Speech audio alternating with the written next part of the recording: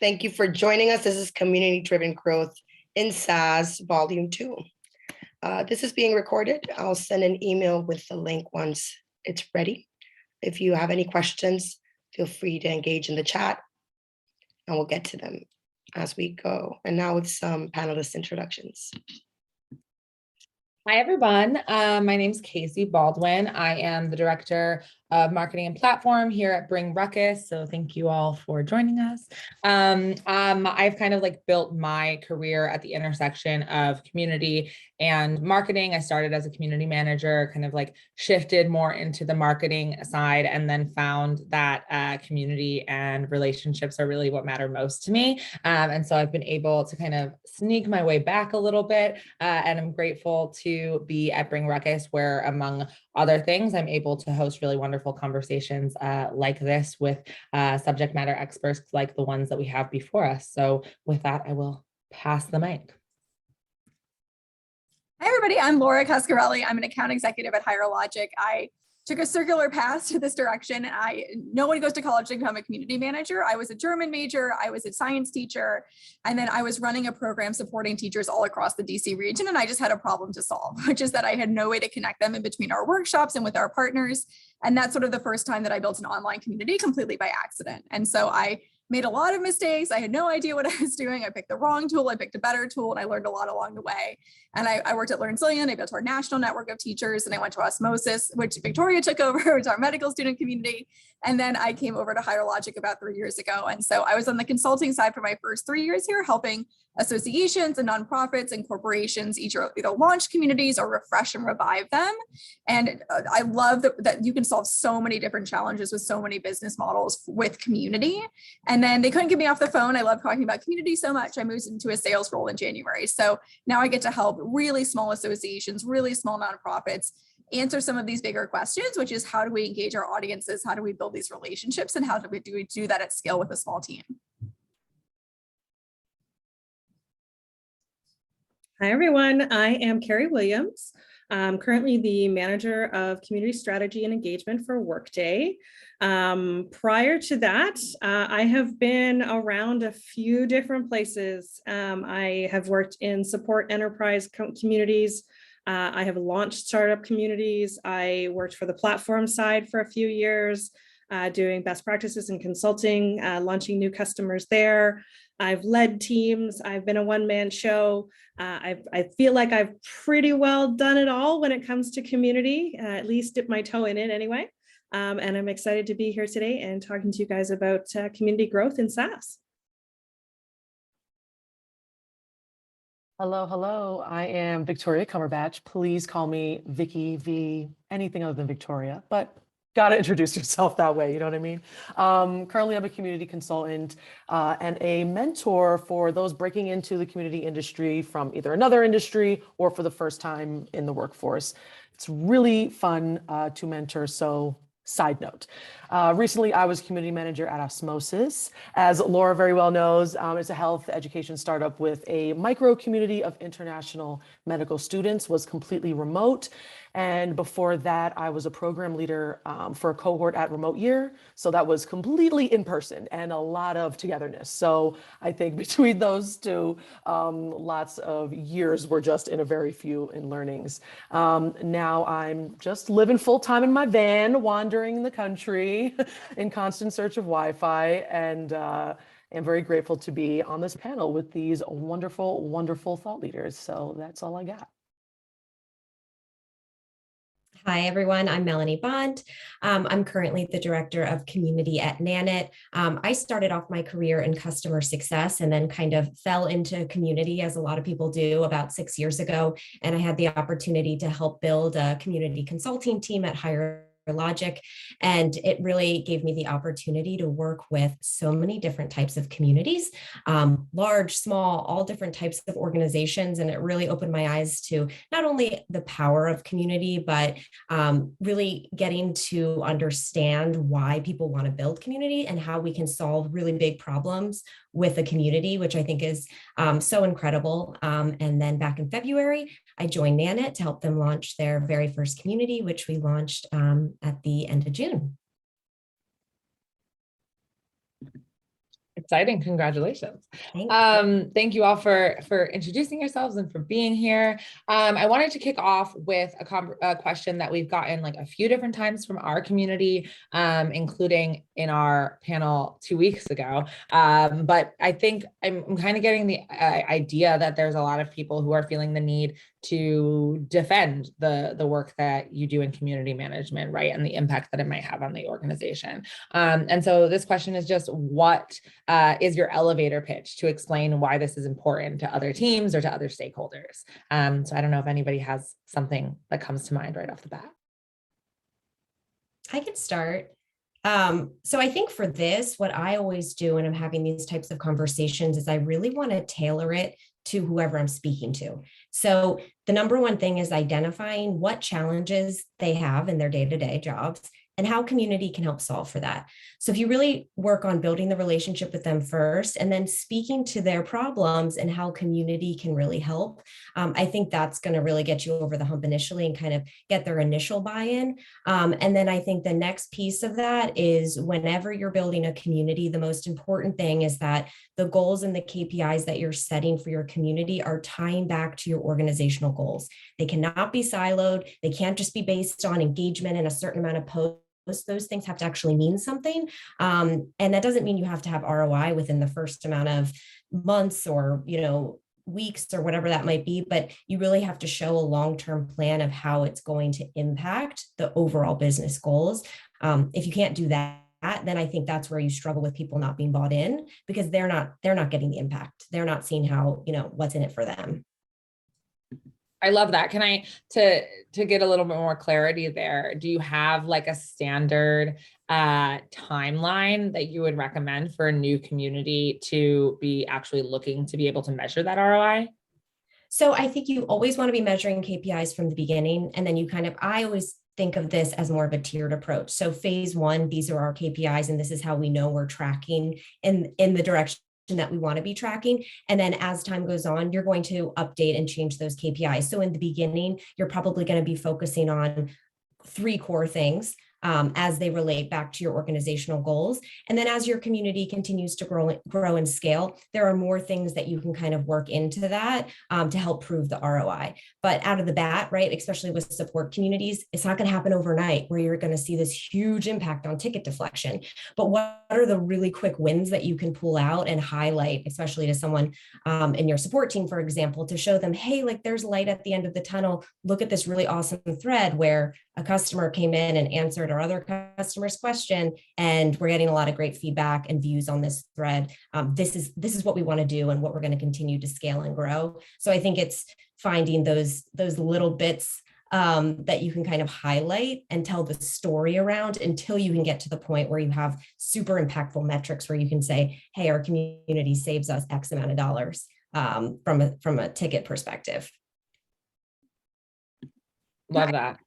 If I'm in sales now, so, right? So I'm right, like I'm literally selling a community, but if I'm pitching something, I'm not doing my job right. And so I think I was even, I had an interaction yesterday with someone saying, you should sell it this way. You should try to sell it to me. And I'm like, well, no, that's not really, my job is to listen. My job is to listen and understand, and then I can make my recommendations. And typically my first interactions with someone that I'm working with is, tell me about your role. Tell me about your role at the company. What are you trying to achieve? How's your business doing? What are you trying to accomplish as a business? What's your departmental goals for this year?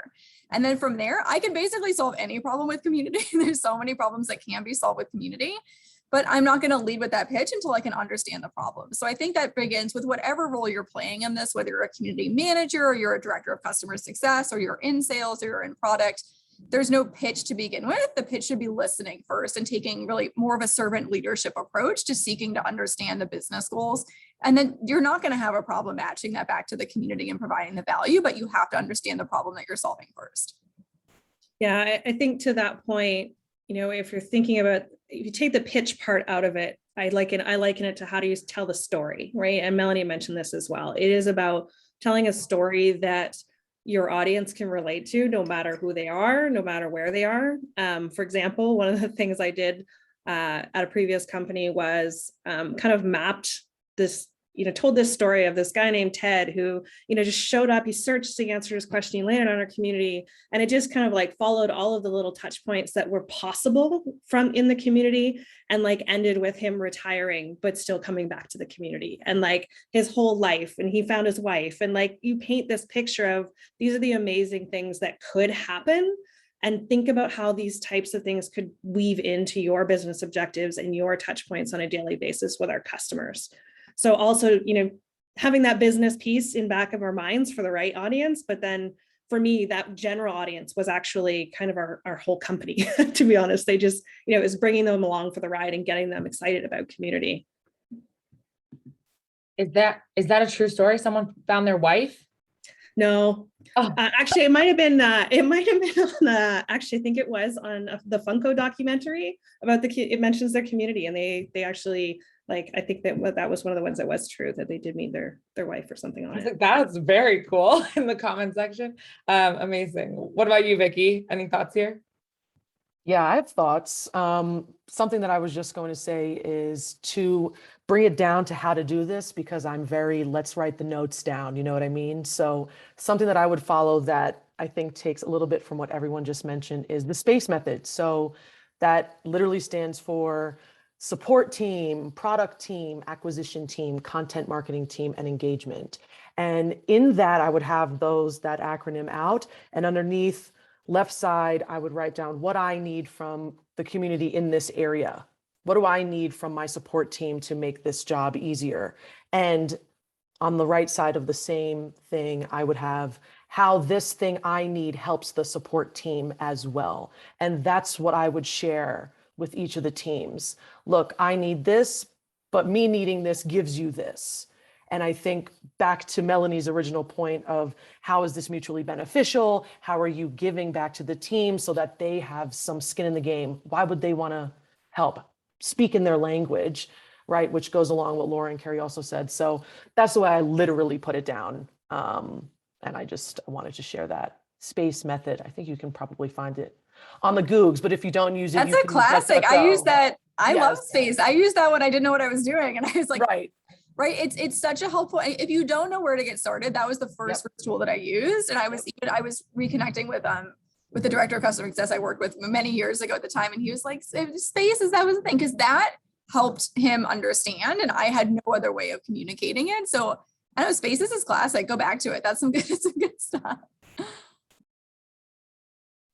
I love all of that. And one of the things that I am hearing kind of as a theme is just the impact of the qualitative stories that can be shared with other stakeholders as well. In specific instances, like it doesn't, like obviously the metrics are great when they're there. But if you can really paint like a picture of one person who, their experience with the product completely shifted after they interacted with the content or interacted with the community, right? Like that's the type of thing that stakeholders can really hold on to and share. So that's super compelling. How do you guys balance community, marketing, and product needs? Anyone have any thoughts? Kerri? Very carefully. Very, very carefully. I'm going to assume in this instance that community is kind of referring to users and customers in general. And typically my approach is if you start with the end and you start with the customer in mind, the balancing of the needs becomes easier, because whatever you're trying to achieve with community or with marketing or with product, as long as you can bring it back to the customer and how it serves their needs, then it should also serve the business's needs as well. Granted, I know there's going to be instances where products say, well, I need it to do this and I want you to do that, and we can't do that. But again, I think it is that consistent messaging of why are we doing this? What's the strategy? How are we measuring? And what's the benefit to the end user at the end of the day? I totally agree. And I think it also goes back to when you work in this field, one of the most important things is building relationships. And that's not only with your community members, but that's with everyone that you work with internally. And you really need to have great relationships with every single stakeholder. You should really know everyone who's involved in the community at any level, so that they trust you. So that way, if someone on a team comes and wants to do something in the community that might not really align with the strategy and isn't going to benefit your customers at the end of the day, you can have an open and honest conversation about it. And then they're going to trust you that like you're making the right decision, even if it's not exactly what they want to do. And I feel like I've come across this so much, particularly with a marketing department or sometimes the sales department, where they see this community and they're like, oh my gosh, all of our customers are in there. This is a great channel for us to blast things out to them. And you're like, whoa, whoa, whoa, we can't do that. So if you don't have the relationship there, it's going to be a much more contentious conversation. But if you've built a level of trust with them first, then you can really talk through here's why we're not going to do that, but here's what we can do. And here's how we can really leverage this group of people to help you meet your needs at the end of the day. So I think it kind of goes back to what we just talked about in the question before. It's how do you align your strategy to their goals, their challenges, and solve problems for them. And then they're going to be much more on board and it's going to be easier for you. Something you said, but yeah, Melanie, this idea of you have to say no, right? Like you're kind of like the referee blocking people, but then you have this opportunity, right? You don't want to alienate your marketing person or alienate your product person. It's an incredible channel, but was something that I found too, it's rare, right? It's rare to have a community, but it's even more rare to have marketing and product leaders who have previous experience with communities too.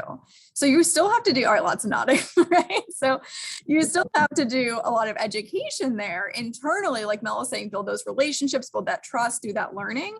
Because you are at some point, you're going to have to say no, you're going to have to set those expectations and boundaries, but you also don't want to alienate them too and make them think that they're not really going to get something out of that community. So I think as you're thinking about that is so, I'm trying to think of an example of when I've experienced that, of being able to walk into a community with someone who's already had community experience on the marketing or product side. That just remains, maybe I'll open that up to the group. That's so rare to have someone who already knows how these operations should be running and what these workflows really should be looking like.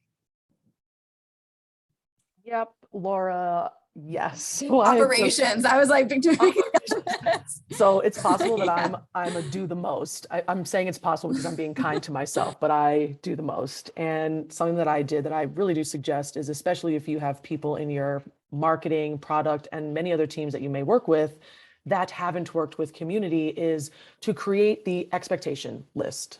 This was something I got for a remote year. Set the expectations. I would set the expectations of what the community members can expect from team and what team can expect from community. So to your point of sales team wants to be in the channel where all the community members are, take. No, that's not allowed. And here are the reasons why. And we're going to discuss them so that you understand. And I only say it's do the most because I did have standing calls with each of these teams. It wasn't on a weekly or a monthly basis. Maybe it was on a quarterly basis, but we just discussed like, okay, what is your team expecting? And what are we expecting of you? And let's get on the same page. And we did this, semi-frequently. And I really suggest that that's a really great place to start. To an earlier point of seeking to understand first and understand what the teams are seeking so that you can provide that. I love that point around, oh, sorry, Carrie, do you want to go ahead? Go ahead. I was just going to say around expectation setting. And so like we've all mentioned, a lot of times community is brand new to people, especially your colleagues.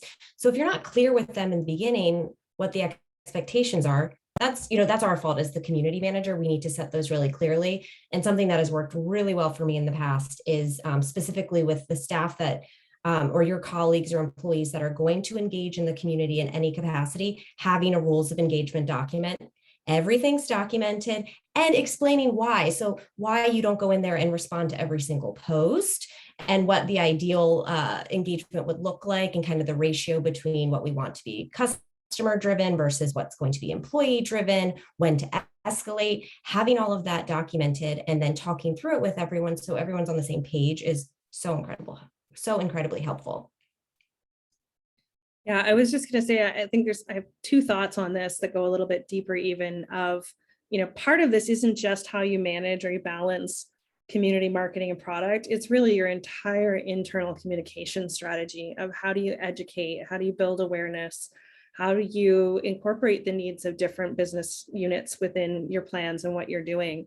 And one thing that, from my consulting days, I always found it interesting because it's such a blind spot from the outside. When you see the community and you see all the posts and you see all the programs and all the cool things going on, you have no insight into how much work goes into the back end of building those relationships internally, and how many meetings and how many stand-ups you're talking to people, and you're always constantly kind of beating that drum. And I think that, even to the elevator pitch question, it's not a pitch, it's an awfully long elevator ride. You're constantly beating that drum, and you need to be continuing to build those relationships and having that messaging on a regular cadence to make sure that you're getting that across. And the second thing I was thinking about is really trying to make sure it's positioned as you're all on the same team.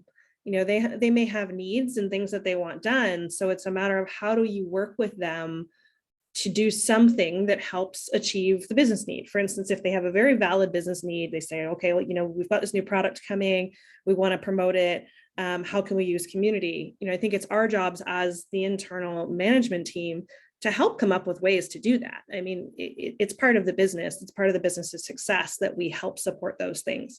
So it's being open to new solutions and open to new ideas and collaborating with other departments. That's important as well.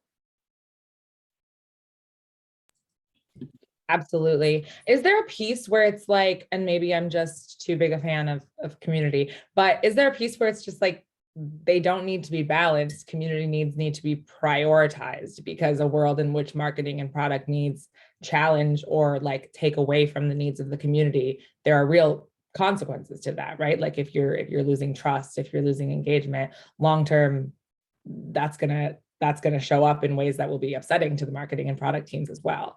Am I being too bold? I think you're right. That's something I was thinking kind of along with that. It was something I had no idea what I was doing, right, when I started this. And so I had some really, really great advice from our VP of marketing. This was at Learn Sling, and she said, you need to balance the gives with the asks.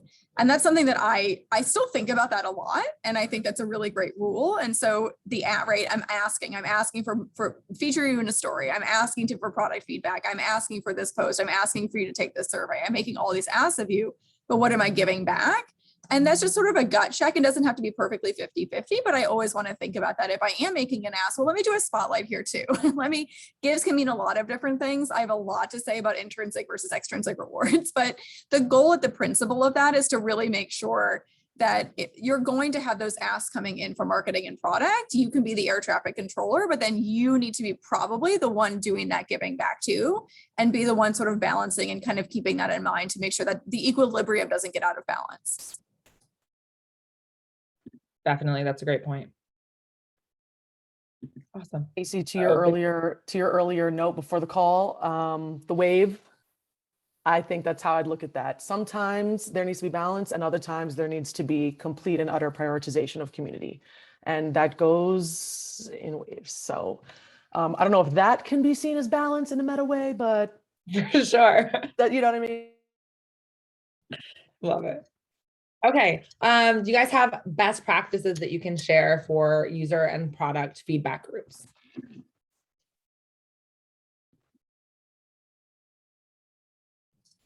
I've struggled with this. Like, I think I've never gotten this right, to be totally honest. And I think I'll just put this out there. What I struggled with is bite size.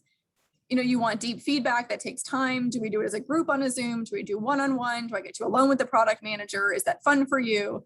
I think is it just on the portal? Is it just on the community? I mean, how much interaction do we have? I think I've tried every possible variation of this, and I feel like I've never really quite gotten it right. And I think for me, the most important piece has always been, when this works, they see the result of their actions. And I think that's the core thing that I always want to come back to, but the how we get there is something that I've always struggled with. So I'll open that up. If anybody's really gotten this right, I want to know about it.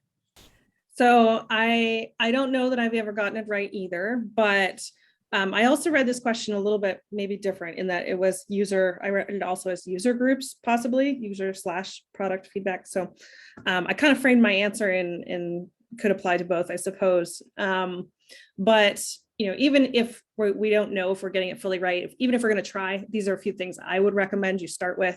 And it's goes along with the theme of what we've been talking about earlier around setting expectations. I think that is the number one step when we're launching either a user group or a product feedback group.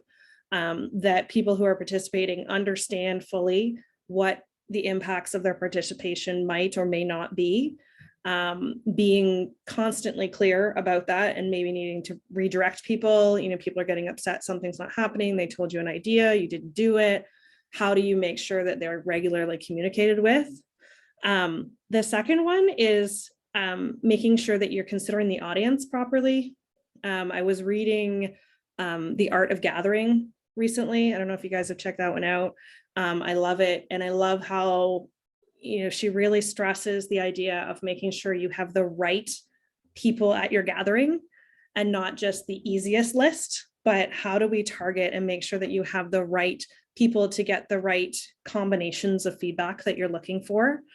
And then the last piece I would say is just make sure you have some success metrics, that you know what you're trying to achieve, what's the outcome that you're working towards with this product feedback or with this user group.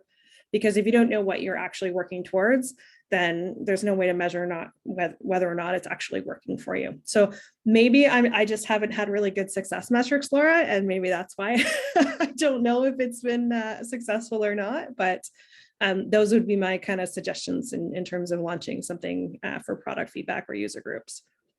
Kerri, I love your second point around making sure that you have the right people at the gathering. And I think this is where people go wrong in a lot of ways with community, but specifically with product feedback groups. I think it's really easy for us to say, okay, let's just invite our customers who love us to get feedback, or the customers that we know really well. And I think when you're thinking about creating these types of groups, it's an opportunity, yes, to invite the people that you've worked with very closely and have a great relationship with your organization, but it's also a time to invite people in who have a lot of feedback for you, who maybe don't love your product that much right now, or have a lot of ideas. Maybe they're just not voicing them in the way that you'd like them to, but this really gives them an opportunity to be heard. And then also interface with customers who are your advocates. And then also not forgetting the people that fall in the middle who use your product, right? You're able to see that through your CRM or however you're tracking that data, but you don't talk to as much. This is a really great opportunity to invite some of those people in. And I think when you only lean on a specific subset of your customer base, you're really missing out on so much great intel that you wouldn't have otherwise. So I think that's really important when it comes to product feedback groups. Kerri, I also really like what you said about just aligning on expectations, which is, again, another theme that I'm seeing in lots of different relationships that need to be managed in these roles. But I think it would be so easy, obviously, to go and collect all of this feedback with the intention of just like better understanding the experience, right? And have the participants in those conversations and your community members really feel like frustrated the next week to not see their feedback implemented in the product. And so I think just level setting with probably more clarity than we would ever assume is necessary to make sure that all of the people involved have the same expectations is really powerful advice. Awesome. Let's go to the next one. Oh, sorry, go ahead. Let's be fast. Yeah, that's something, I mean, right, we were all new to tech at some point, right? And so I think one of my learning curves was understanding how long it takes to move through the product development cycle. And so I had to learn that, and I have to remember my audience needs to learn that too. It might take a year, it might take 5 years. It seems so simple, right? As someone who's outside of the product team, that it's just technology. You can just build this thing. How hard is that? But it's much more complicated than that. And so I think something even that I have found helpful is explaining, well, what does it mean to do product development? What is a product roadmap? People don't know that. And so I think even if we've been in tech for a long time, I have to kind of put on that hat of like fresh eyes and just saying, well, they don't know how products are developed necessarily. I have to remember that. And that also helps with setting expectations too. 100%. I think, Laura, that also, sorry, I was just going to add one little thing on that. I think that also goes for community itself and feedback, of helping people to understand that when they give us feedback about the community in itself is a product, and it takes us time to go through and analyze and understand, what everyone's feeling and how things are going. So I think that the product development piece is really important for setting expectations as well, no matter what product we're working on. Yeah, absolutely. So what platforms and tactics have been most effective in getting your customers talking to each other? I'll hit us off with this one. One of my faves. I think tactics are a bit more important than platform, to be frank. I think on any platform, even in the real world, these tactics can work. Rituals. Engagement challenges, which is something that I started to do with Osmosis, and it was on a monthly basis. And that kind of transitioned into themed months, things that community members looked toward. And it sounds like it could be easy. You could just sit down and brainstorm and figure out, oh, we'll have a referral challenge. That's easy. It's win for us and like not really that much of a win for them unless they get so many referrals and they get this thing that they never achieve. But sitting down with those other teams and getting other people's brains with you to figure out ways of engagement, because you never know, people are onions and multi-layered. They may know more than just their product arena. And also the intrinsic and extrinsic point that Laura noted earlier. You're not going to have, if you are an extrovert and you are intrinsically motivated, you're naturally going to brainstorm ideas for yourself. And you are going to add those. And they are going to be only for maybe a quarter to a half of your community that they'll engage with those things in, because they are not like you. So to have the opportunity to sit down and brainstorm these sort of things with other team members, particularly those that are different than you, is super valuable. So I say tactics get your customers talking organically. I completely agree. I think this also goes back to your strategic planning. So if you have the opportunity to be a part of the planning prior to the launch, don't over-segment your community. And I feel like all of us community professionals use this analogy of like when you go to a party and there's not a lot of people there, everyone hangs out in the kitchen, right? And then as more people arrive, you can break out. Some people might go outside. Some people are going to go to the living room because there's enough people to do that. And there's enough conversation happening. And same with community. When you launch a community, if you have all of these different groups and places for people to go, it's too much. They don't know where to post. They get confused. And then the odds of them posting a question is very low. If they do, the odds of someone actually answering it is even lower. And that's horrible. So in terms of tactics, when you launch, don't over-segment your community.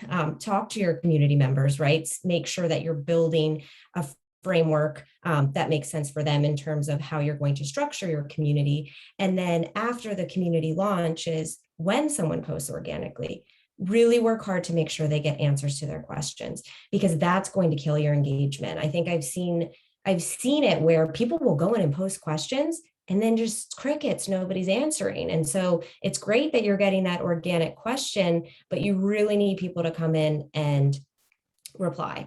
So in the beginning, that's really like what our job is as a community manager. We're making connections behind the scene. We're emailing people, showing them the question, asking them to chime in, and kind of nudging that in the beginning before it really becomes completely organic and people are just answering questions and starting their own discussions on their own. I think too, you touched on it a little bit, but it's about having a programmatic approach to it, wherein you are building relationships with people as they come into the community and you're getting to know them from day one as best you can. And as those relationships evolve, that becomes, potentially the baseline for your super user recognition, whatever you want to call it, program, which for me has always been the crux of success for community is, having a strong relationship with a core group of people that can be those kind of conversation kickstarters for me, that can go out and ask a question or help answer a question. And I mean, it obviously depends on where you are within your kind of community journey, but I think even when I've launched communities, there's always still been a good handful of folks that you could still identify, even if it's only 5 people. That's really all you need to start that snowball going. And once you can get those people highly engaged, then the rest start to come along. But again, it goes back to I think Melanie mentioned this earlier, it takes time. Like that's not happening overnight. So it is something that needs to be sustained and focused on as a program. And just to clarify for anybody who might not have that intuitive kind of like instinct. What are you looking for to pinpoint those people? I don't know if that ties into like the intrinsic, extrinsic motivation conversation that's coming up as well. But yeah, how do you sense out where those kind of like that core group that you're going to start with is, and how do you engage them when you do? Or are they already so engaged that that's like kind of happens on its own? So I've always found those people a couple different ways. One, if I'm launching the community from scratch, they're typically the people that will respond to surveys in the beginning. Like they'll talk to me on the phone, they're giving me really great feedback. So I'm building that relationship kind of before the community even launches, and they're really bought in and excited. And so then I just carry that relationship through. Also, prior to launch, if you're doing any sort of soft launch, beta launch, the people who are raising their hand for that type of activity, those can really turn into your ambassadors or whatever you decide to call them. And then I would say, if you have a community that you've inherited, maybe you haven't been there since launch, just take a look at who's logging in, who's posting a lot, and then reaching out to them and just building relationships with them. So they do kind of find their way to the surface. Like you can pretty much pick them out of the crowd and you know who they are. It's just, you have to spend the time cultivating the relationship with them before you can just start asking them to do stuff for you. Yeah, I think you can find, I'll call them warm people. You can find warm people anywhere. Yeah. And so like Mel said, these are the people I used to get people on the phone or do the surveys. But even if you don't have that level, like I'm just thinking the super, super scrappy stuff, even if just look at who's opening your emails. Every organization sending emails, so who's opening them pretty regularly, who's using your product, just start there. And that's enough of a layer of general interest and engagement to at least build the base of trust off of. And then something else I want to come back to with the organic stuff is it's just is gratitude and thanking people. And that's something that it's worth it to go slow is to go fast later on, and just taking that time. If someone is a unicorn and posts organically, that's incredible. You would be between 1 and 10% chance of that happening at all. Thank that person, make it personal, do that extra work. If somebody responds, thank that person. So that's a role that you can play. And it just becomes so critical to build those relationships and trust too, and just take the moment to express that appreciation. That just goes a really long way. And I actually don't see I see everyone here is doing that, but I don't see a lot of community managers really taking the time, especially in the early days, to slow it down and really, really do the thank yous that they need to do to keep building that movement. I'll also note, I mean, well, one, it's hard, especially if you're a team of one, to have that also in mind.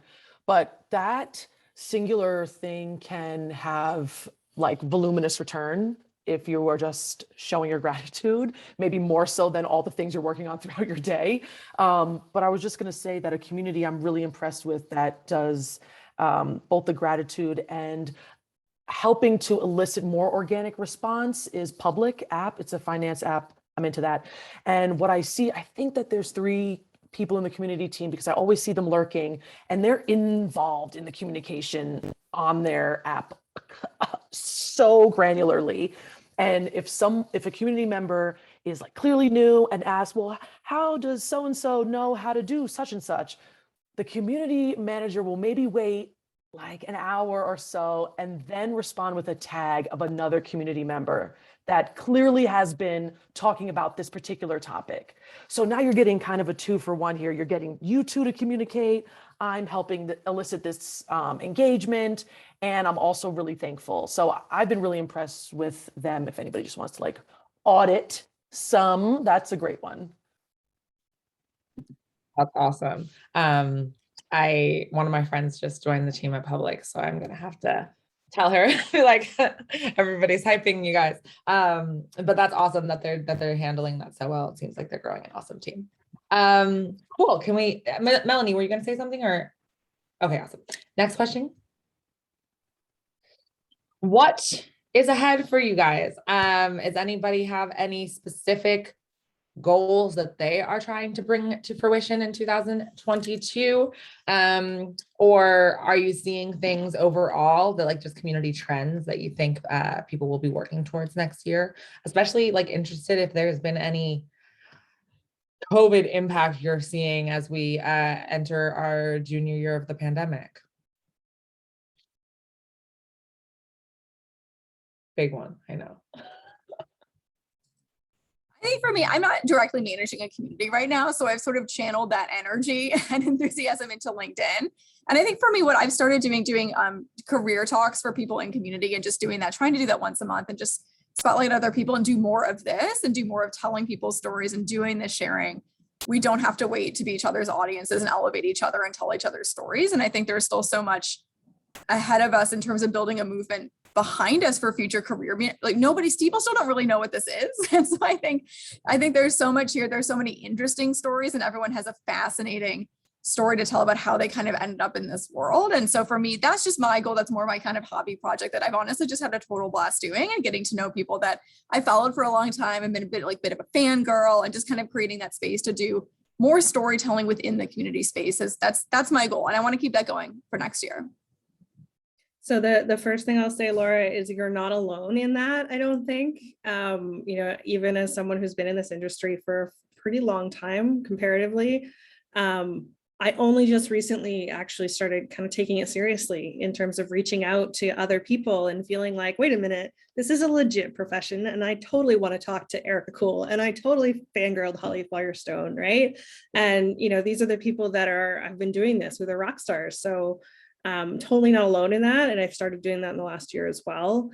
And in terms of next year and what it looks like, my big thing, and Victoria kind of mentioned, Vic mentioned this as well, is, mentoring my team. My team's going to be growing more. It already has grown from a 0. We did not exist as a community engagement team previously before I started, and we're going to be continuing to grow for next year.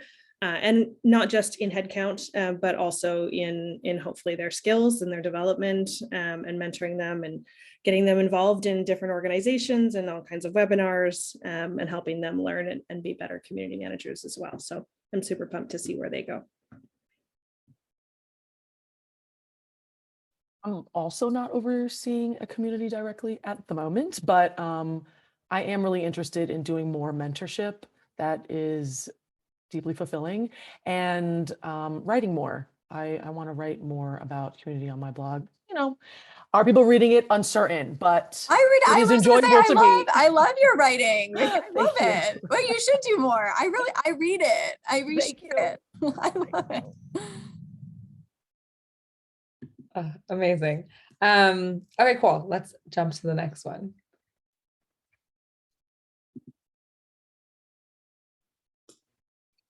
Okay, how do you guys see community and sales going hand in hand? I feel like this question was made for Laura. It is. I think it goes, I would say this can be the kind of marketing question again too. Like it needs to begin with the customer experience. I'm a customer experience person first.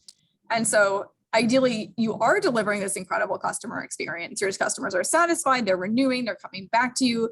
The referrals will come. I know, Victoria, I think we're talking about a similar referral challenge that we both had to manage before. You can't lead with referrals and asking people referrals if you're not delivering an incredible customer experience. And so it puts the community manager in a very difficult situation. I believe Victoria and I were in the same difficult situation. So in terms of helping sales though, ideally then there is a process and a pipeline to channel that incredibly positive energy, that incredibly positive experience. I'm a very operations process person in this too.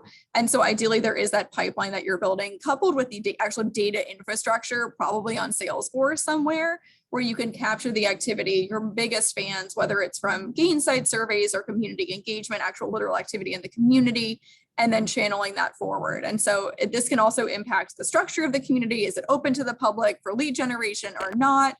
How do we engage with prospects in our community? Where does that funnel go to? So I think there's a lot of complexity here, but for me at the core, it really always comes back to the customer experience.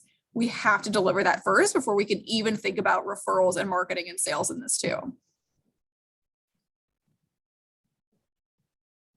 I completely agree with you, Laura. And I think, this goes back to, the strategy of your community and how you're looking to scale. And when you think about building a community that's completely open, there's a ton of benefit there. There's also some cons to it as well. So when you think about making sure that you are building a really trustworthy core of a community first for your customers. And then it can really turn into an acquisition tool, absolutely. But I think where people get this wrong is that they focus too much on the acquisition piece to start, and they don't focus on building a really strong, trusted community foundation for their customers, right? We're like, we have to give to our customers first before we can just start taking from them and asking for them. So we need to start thinking about how this community can solve problems, right? What type of content are we giving them? What type of resources, expert access, whatever it might be that is really going to be compelling and set your community apart is incredibly important to build first, and then you can really move into a place where your community can be a really great acquisition tool. I think this also ties in with some of the discussions we had earlier as well, because it comes down to messaging as well. I think there's an element of training and education that goes into how do your salespeople talk about your community. There is an opportunity for the community to be a value add in the sales cycle of being able to say, look, we have this amazing community that is there for you and supports you. And we've done this and we've done that. I mean, we already mentioned Salesforce, so I'll say them again, but, I think everyone would agree that their community is a value add when it comes to a sales environment. And, that's not in the cards for everyone, but certainly even if it's a small community, it can still be very intimate and can still make a difference in sharing with your customer base as an extra. Hey, when you're onboarding, if you have a question, there's this great community that's here to support you. Having use case or case studies of showing kind of how people have gone through implementation, how community can support that initial sales cycle and onboarding process.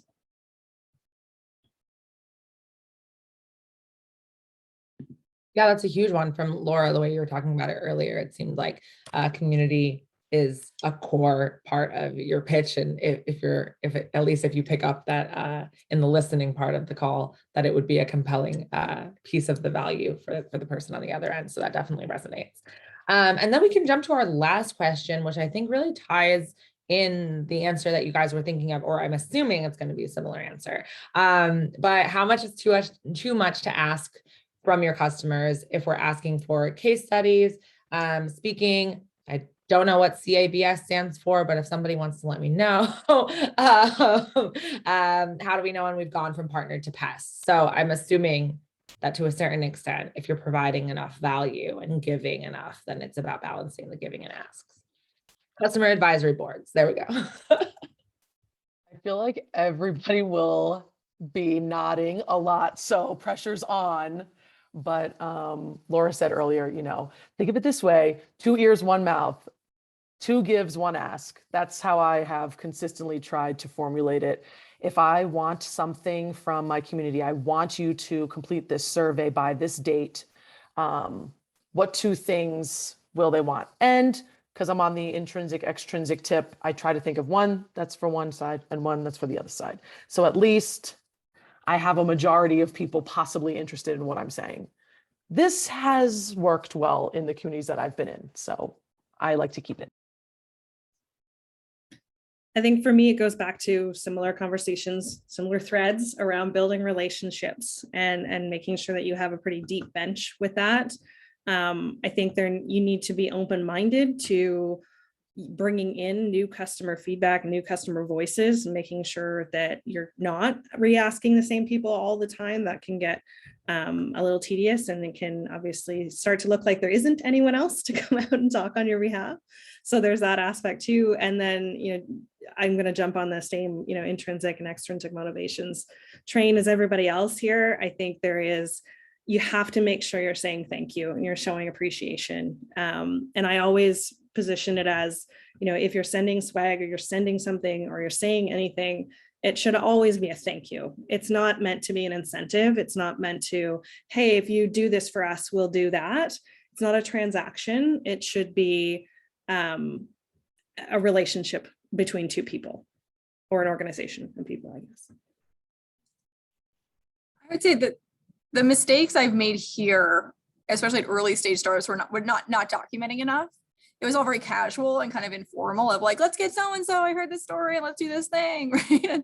And then, 3 years goes by and you have no right, you're like, wait, how many times did we tap them? And it kind of becomes this flabbergasting moment, right? So that's my sort of lesson learned of just document it. Just put it in a spreadsheet, put it in a Google spreadsheet, start to keep track earlier rather than later. It doesn't have to be elaborate.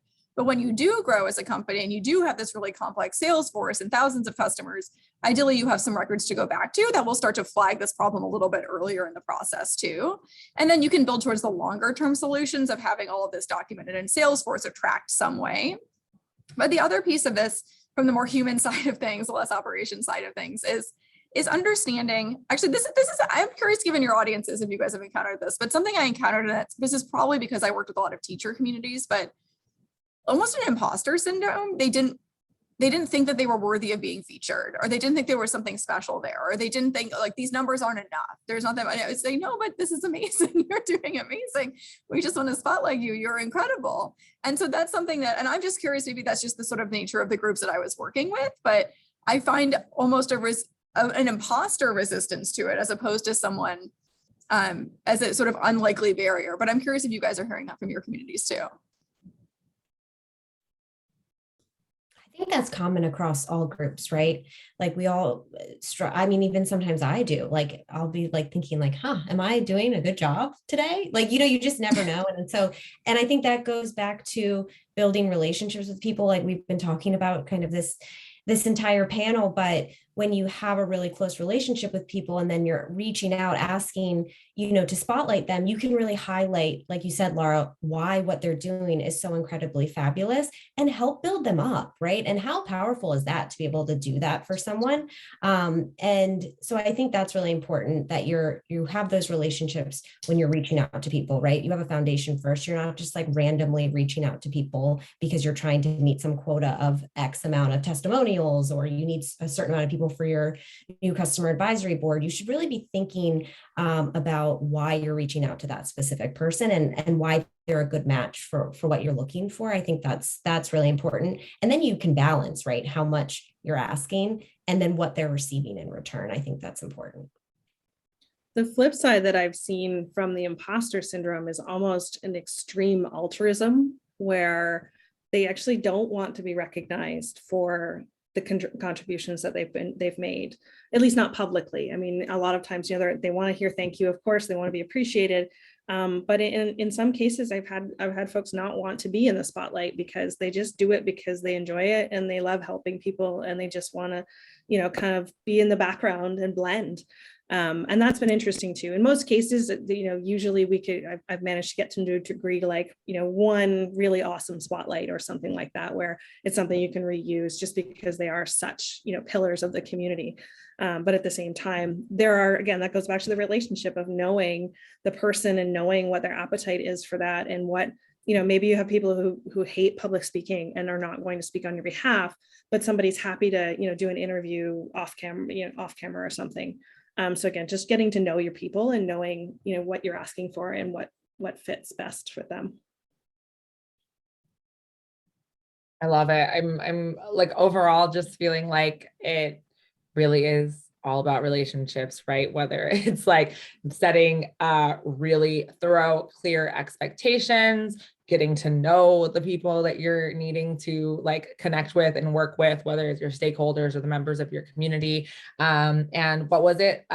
Listening twice as much as you, or 2 ears, 1 mouth. Was it 2 ears? Is that what you said? I like that. I like the way you said it, Vicky. Yes, that's the ratio. Yes. But yeah, I think there were a lot of really, really incredible insights here. Vicky, Kerri, Laura, Melanie, does anybody have anything else? We do have 4 more minutes. So if anybody has anything they want to say, I was just going to thank you so much for your warmth and your wisdom. I feel like we all learned a ton. So thank you. I have a question for each person on this panel, including Casey and Grace. Just what is the problem you're dealing with now? What's the thing you're stuck at? Oh, this is a good one. So I can go first. So our community is new. We're like 3.5 months old. We have a very engaged group of members, like incredibly engaged. but we just don't have a ton of members. It's growing on the slower side, which is okay for me, but for my organization, we want to continue to grow that. So just been thinking through our strategy on how we really incentivize people to join our community. It's completely open too, right? So we have a ton of traffic coming. Obviously, we always know there's going to be a ton of consumers and lurkers, but really what's that hook to get people into the community? We've kind of figured out some of those things, but just driving more conversion there that's my angst right now. That's what keeps me up at night. It's a good one, Mel. That's a good problem to solve. I think for me, something that I'm working with groups that I find the problem that I find the most heartbreaking and most difficult is a database challenge. Because when we think about organizations who I think of it as it's the beating heart of the body. If you need a heart transplant, if your arteries are blocked, this is not going to be good for you. And so we can't make other technology changes, whether it's a community or email or even your website, just the whole experience becomes impacted at the organizational level and the customer experience level. And so I think that for me is it connects back to community, but that's the hardest challenge. It's typically very expensive and it takes at least a year to change. So that's a really kind of slow moving freight train of a challenge for the organizations that I'm helping. And there's simply not an easy fix for that right now too. I think my challenge of the moment although there are many, would probably be defining and aligning on what community actually is and means across the organization. Our organization is very large, and our community is actually very old. So we are over a decade old, and there has been a lot of iterations of it, and a lot of folks have worked on it, and it's evolved. And so it's really right now, I see it as my job to how do I paint the picture for the future and can make it a consistent message that everybody can really rally behind.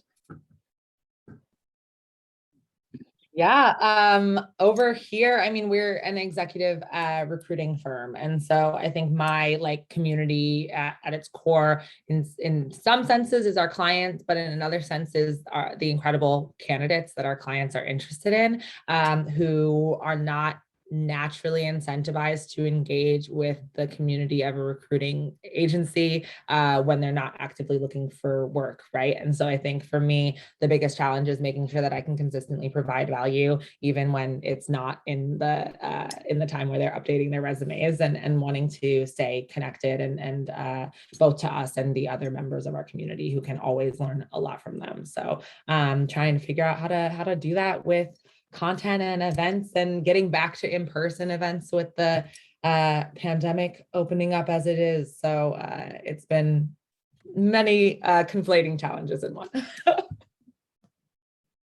Awesome. Well, thank you. Yeah, Vicky, I was going to throw it back to you, but you are mentoring and consulting and not in that position right now, luckily. But yes, thank you all so much again for your time. It was an absolute delight to get to learn from each of you. And I hope that we get to connect again soon. But thank you everyone for joining us. Thank you. Bye. Bye-bye.